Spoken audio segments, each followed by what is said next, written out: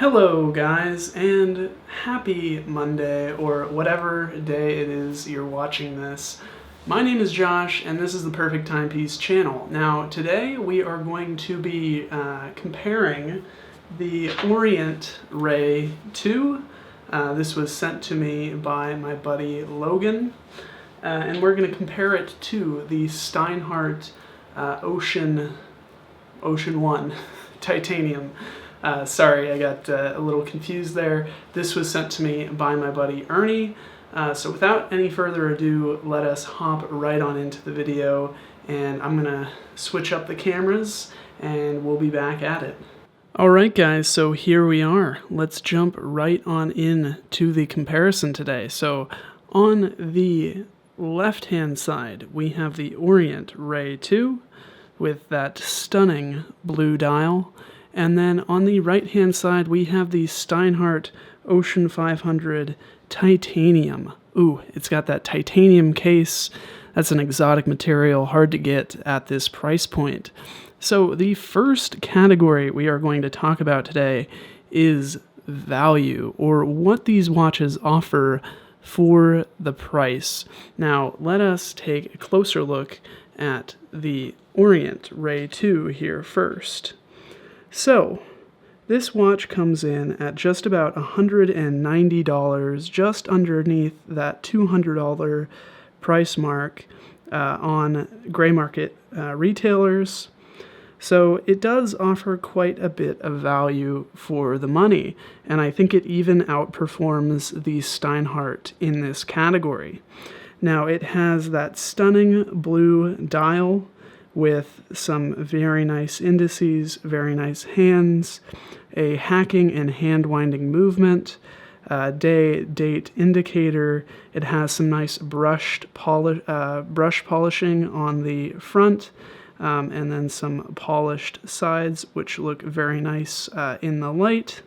It even has a little signed crown with the little Orient logo on there. And it is quite nice. You know, it's a Japanese automatic movement, so that's part of the reason why it doesn't cost as much as the Steinhart, but it is a very, very good watch for the money. There are a few things that make this watch not perfect. Namely, the bezel is pretty hard to grip and rotate. It does feel solid, but it is hard to actually move the bezel. So hard, in fact, I'm not even going to try it with the gloves on in this video. And then it also has a hardened mineral crystal, which is a little bit disappointing. I would have preferred to see Hardlex. You know, of course, that is only available on Seiko watches, but I would have preferred to see Hardlex or sapphire glass at this price point. And then we also have a nice little dolphin logo here on the back of the case. So it's an overall, it's a pretty good package overall. I would give it an 8.5 out of 10 in the value category. Now, moving on to the Steinhart. This Steinhart comes in at just about 550 USD, depending on the conversion rate, of course. And this is a Swiss automatic piece with some very unique and interesting design choices here. It's very legible, as you can see, with those sword-shaped hands, and it has a loomed bezel with a ceramic insert, which is very nice to see for this price. And it has a sapphire glass, although as you can see, it does reflect light quite a bit there. And it does have a nice display back case. Let me see if I can get this rotor to move. There you go. So now you can see the little movement, the escape wheel ticking there. Has a nice little signed rotor. And this is, of course, titanium, so both of these watches, even though the Steinhart is bigger and has, you know, I think a heavier movement, the Steinhart and the Orient are about the same weight because the Steinhart is made out of titanium. Now, that being said, there are a few things that are a little bit finicky with this watch. Number one, you can see that the bezel is pretty wide. I'm not a big fan of how wide it is. It is pretty easy to turn, which the Orient doesn't have, but it is considerably wide, and I think that kind of detracts from the design of the piece. And that being said, this watch at $550 has some pretty intense competition from a whole bunch of different companies. So one thing that I don't like about this watch, it has the sapphire glass, but it's domed, and I think that can be pretty easily scratched. So for this category, I think I would give the Steinhart an 8 out of 10 because it is above average for the price and it has some nifty features, but I don't think it offers as much value as, say, this Orient Ray II over here. Now let's move on to movement, so this video is not hours long. The Orient Ray II here with the wonderful red-tipped second hand, as you can see, has a Japanese automatic movement with a day and date complication, and you can't see it, but the second hand actually ticks at 21,600 vibrations per hour, or 6 ticks per second. So it's not as smooth as the, not Christopher Ward, Steinhart Ocean 1 over there. But that being said, it hacks and hand winds. It has a 40-hour power reserve, so pretty standard overall. And honestly, I would give the movement an 8 out of 10, just because it gets the job done. It's above average, especially for the price point, and there's not really much else to say. It gets the job done. Now, that being said, I think the Steinhart actually wins in this category, and there are a few reasons why. Number one, the second hand on the Steinhart actually operates at 28,800 vibrations per hour, or 8 ticks per second. So it is a little bit of a smoother motion. And they have very comparable power reserves. I believe the Steinhart has 42 hours of power reserve, so there isn't a noticeable difference there. But that being said, the Steinhart is a little bit easier to wind if you don't wear the watch every single day like me, and you need to wind your watches manually. That can be a little bit easier on the Steinhart. And then additionally, we have this wonderful display back window, which, it's a diving watch. I'm not as in love with display back windows as I was when I started collecting. But that being said, the movement is actually decorated pretty nicely, and it's a feature that the Orient just doesn't have. And frankly, if the Orient did have it at the Orient's price point, I would kind of be blown away. So that being said, I think the Steinhart just ever so closely beats out the Ray II in the movement category, and for that reason, I'm going to give it an 8.5 out of 10 in the movement category. Now, moving on to design, this is a very subjective category. I think both of these watches are pretty much tied here. I think they're both very well designed. Let's look at the Orient Ray II. So as we said in the previous sections, this has a nice little sunburst blue dial here with some very nice indice finishing. The bezel, I think, could use a little bit of work, but I do think it's sized properly and it fits the overall design of the watch well.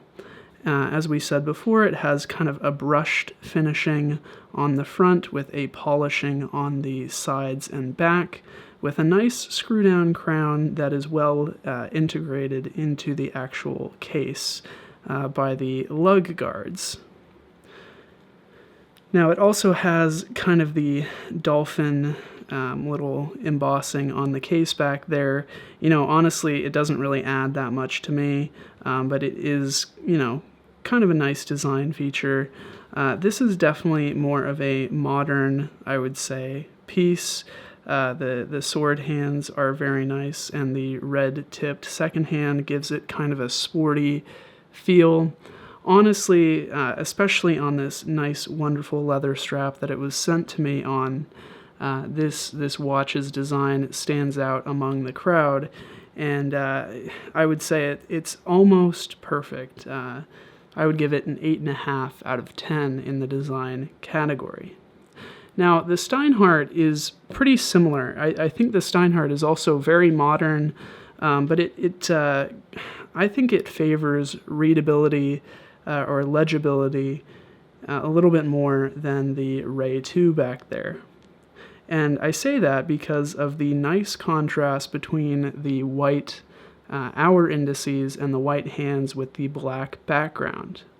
Now, this watch does have a little bit of some playfulness on the dial with the blue, the very light blue coloring on the minute track at the 6 o'clock position with the watch's name and the second hand. Now, this watch is made out of titanium, which is all brushed, and there are some issues with the brushing. You can see kind of over on the left-hand side there are a few nicks, and that's actually not from wear and tear. That's actually just how it came from the factory. And I think both of these are pretty modernly designed pieces. I think the Steinhart is just a little bit more legible, a little bit more in your face, so to speak. And honestly, it's going to come down to you to decide which design you like better. But there are no real design flaws for this watch. And for that reason, I think it pretty much ties with the Ray II, an 8.5 out of 10 in the design category. Now, let's move on to usability. And first, again, we're going to talk about the Orient Ray II. Now, this watch has a water resistance rating of 200 meters. So you can swim with the piece, although some people tell me that 200 meters is not enough for diving, and I guess, that's a little bit disappointing considering this is supposed to be a diving watch. Now, that being said, the watch is incredibly legible, and it doesn't have as bad. I mean, the glare looks pretty bad there. But in everyday use, the glare is not as bad as the Steinhart glare. But all that being said, the movement is a little bit harder to wind. The crown is a little bit tighter, which some people like the feeling of a hard to wind watch. But personally, I'm not that big of a fan. I think the crown could be a little bit bigger to help in the winding.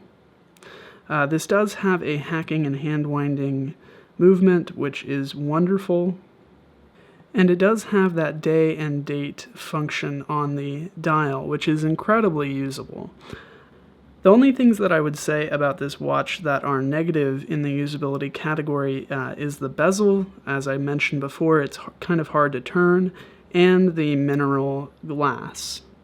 So for that reason, I think this is above average, especially for the price. It has that hacking and hand winding movement. It has 200 meters of water resistance, and it has some really nice lume.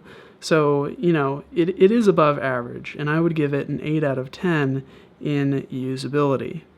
Now, the Steinhart, I would say, is a step above the Orient in terms of usability. Now, even though I said the bezel was wide, it is very easy to turn. This watch is a little bit more legible, I would say, than the Orient Ray II. It has lume in the face of the watch, but it also has lume in the ceramic insert. It has a a better signed crown, and a crown that is easier to unscrew and actually use to wind the watch, which is nice. In addition, the case is actually made of titanium, which is a more reliable and more robust material than steel, and that it's incredibly nice to see at this price point. Additionally, this watch has 500 meters of water resistance, so it is a lot more water resistant than the Orient is. And for that reason, I would feel comfortable taking this diving, especially, swimming or showering with this piece if you're not an ocean diver.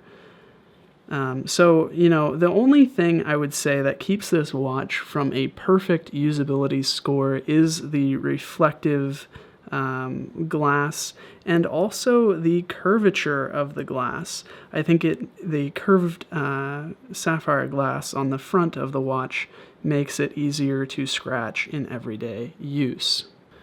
So moving on to the final category of our review, this is, of course, quality.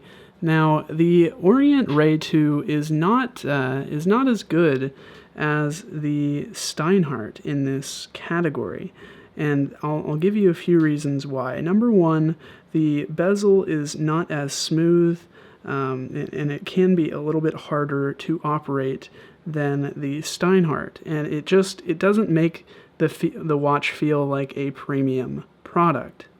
In addition, the Orient has the Japanese automatic movement that isn't as smooth as the Swiss automatic movement that you can find in the Steinhart back here. Also, there are just a few things about this watch. Although it does have a marvelous blue dial, it does have that mineral glass, which I really am not a fan of paying, $200 plus for some mineral glass.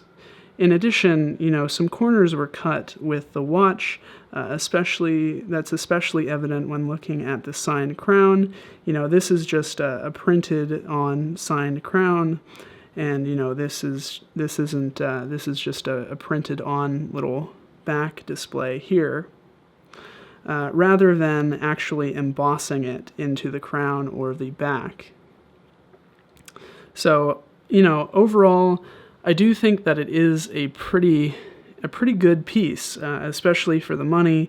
Don't let all those things I said get you down too much. It's definitely above average, and for that reason, I would give the Orient Ray II here an 8 out of 10 in the quality category. Now, I do think that the Steinhart is just, half a point above the Ray II in this category, and I think it's evident when looking at the piece head-on here. We have a much better bezel that is easier to work with. We have that smoother second-hand sweeping action with the wonderful Swiss movement with that's beautifully decorated with the exhibition case back. We do have the titanium and sapphire crystal, so it does have a little bit better materials. And the crown is very easy to unscrew, and it actually has the Steinhart logo kind of like embossed into the metal.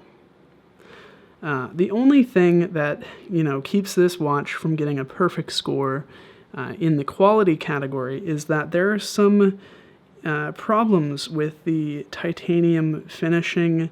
It's really hard to capture on camera, but can you see those kind of like pivots in the finishing on the left-hand side? I don't know if I'm being too particular. You guys are probably saying to yourselves, it really doesn't matter that much. And, I understand your argument from that point of view. But paying, $550, you really want your watch to be of a high quality and not have those types of issues. So all of that being said, I do think that this watch is of higher quality than the Orient Ray II, just because, you know, it has some of those nice, some of those better materials and a better movement than the Ray II, and those types of things scream quality when looking at the watch. So for that reason, I'm going to give the Steinhart an 8.5 out of 10 in this category. So now that we have finished our comparison of these two lovely watches back here, we can assign a final score and crown a winner. So the Orient Ray II, I believe, gets an 82 out of 100.